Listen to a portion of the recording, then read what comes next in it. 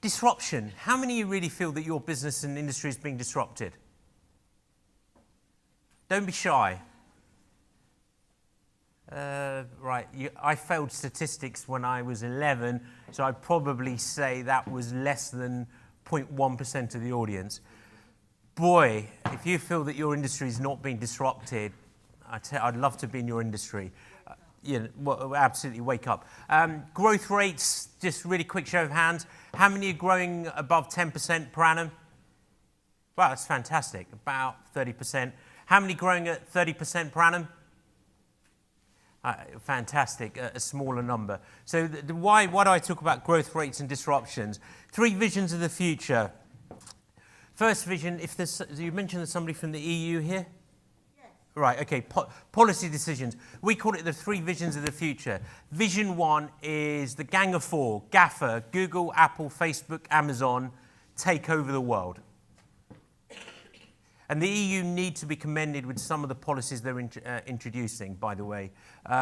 If Google, Facebook, Apple, Amazon, and I use that as an analogy because, ladies and gentlemen, do not underestimate the innovation that's coming from China, Africa, and India. But what I'm really referring to are tech-centric businesses that have an unfair competitive advantage because they don't pay taxes, they don't have lawful employment contracts, but they are complete geniuses because they're using technology as a thick layer that disrupts every industry, by the way. That's going to be as a shareholder of 3 of those 4 companies I mentioned, that's a wonderful, wonderful feeling because, I create wealth. But for society, that is just not going to work, frankly.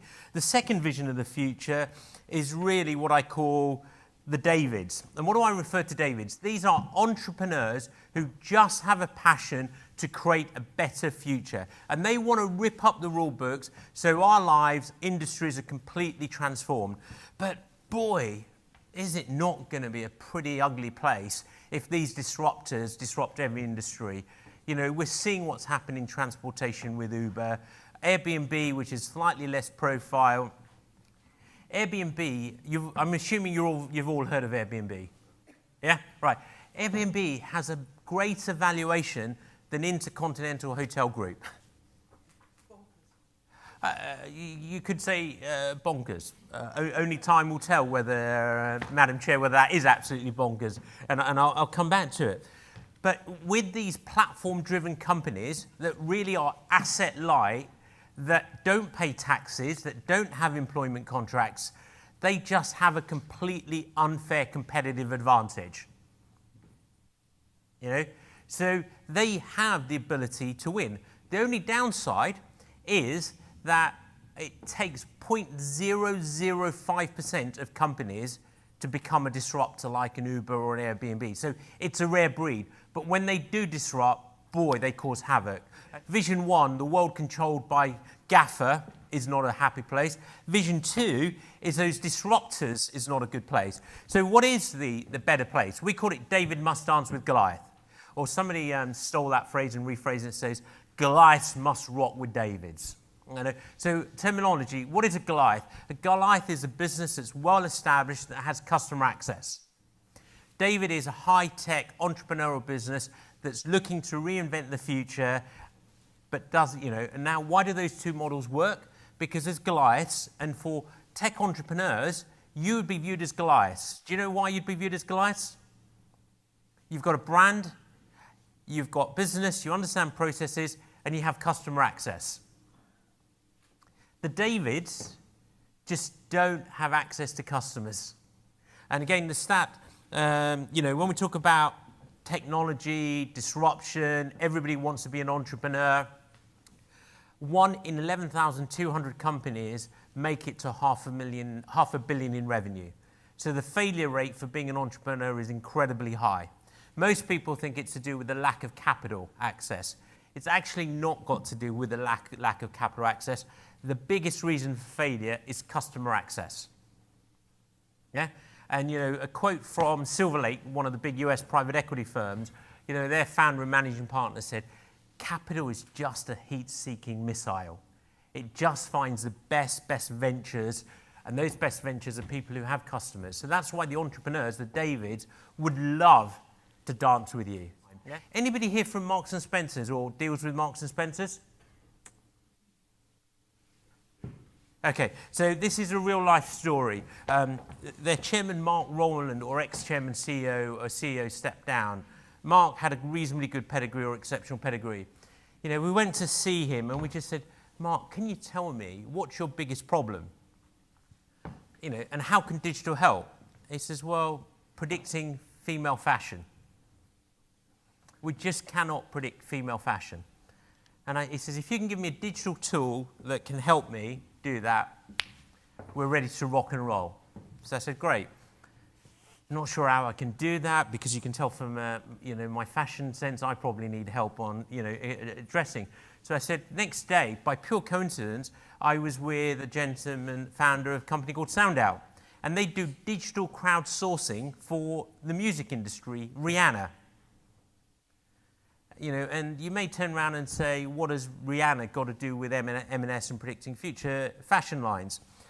And, you know, Mark said to me, when I said, why are you struggling predicting the future of fashion? He just said, you're stupid. Don't you understand my business? And yeah, I am really stupid, and I have no problem admitting that. So when I saw David that next day, I said, why does Rihanna need help predicting the future, you know, her blockbusters? And he goes, Amit, you're stupid. You don't understand the music industry. So I said, well, why don't I put two of my favorite people in the last 24 hours who've told me I'm stupid? You know, I called Mark up and I said, hey, Mark, you know, I'm stupid. I've got an entrepreneur who thinks he can crack your problem. Got together with his head of e-commerce, and he said, yeah, I can solve the problem. It will take 7 weeks. And David was angry because the e-commerce head just wouldn't listen. You know, in reality, it took him 10 weeks to solve the problem. And when we went back, it took us 9 months to get a meeting with M&S. And in that 9-month window, despite it being the number one problem for M&S, and it's caused them change of 2 CEOs, and I suspect it will be the change of their third CEO, despite the fact Archie Norman is a brilliant appointment, and I think he will transform that business, is they just don't operate at the clock speed. 9 months to meet somebody who can solve your business problem. Now, David, when he was told by M&S he was politely stupid, said to me, Amit, can you find me a fashion retailer who we can partner with? And we said, yeah, let's talk to French Connection, Jack Wills, and a couple of other retailers.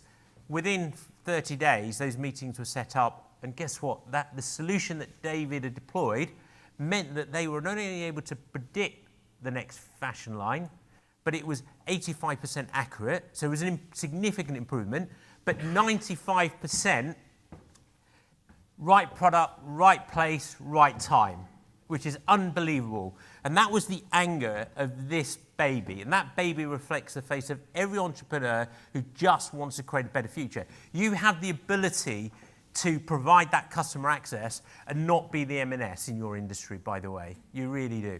It is just unbelievable, the pace of change that's going on.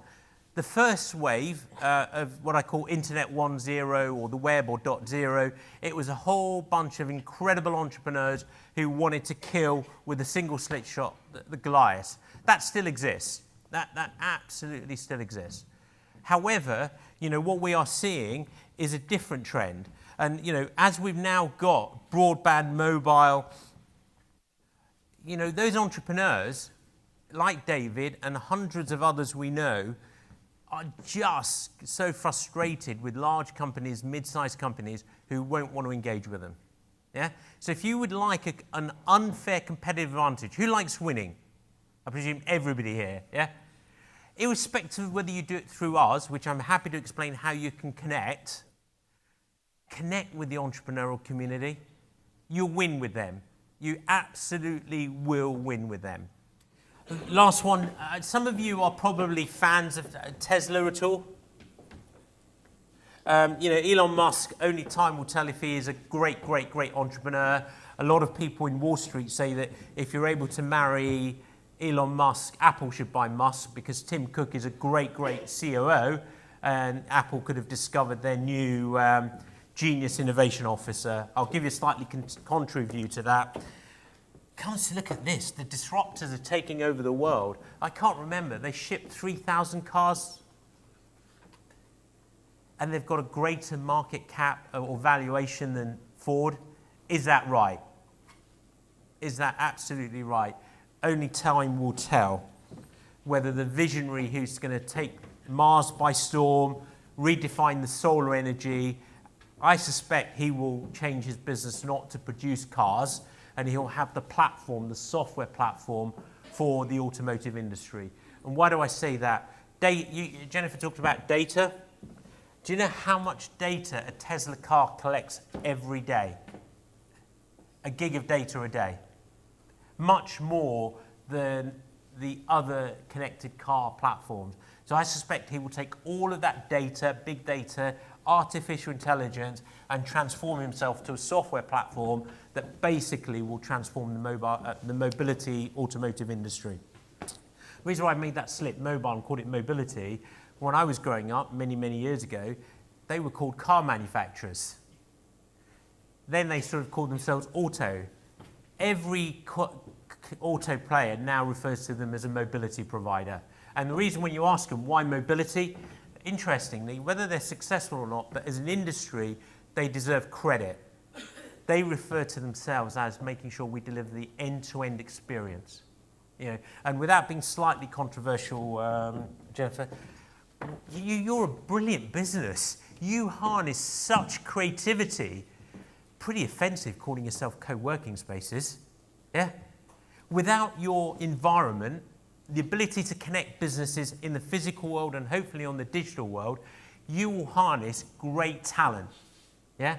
So I would potentially say take a leaf out of the dinosaurs who are being disrupted and redefine the industries you're in, because whoever redefines it and gets it right will win.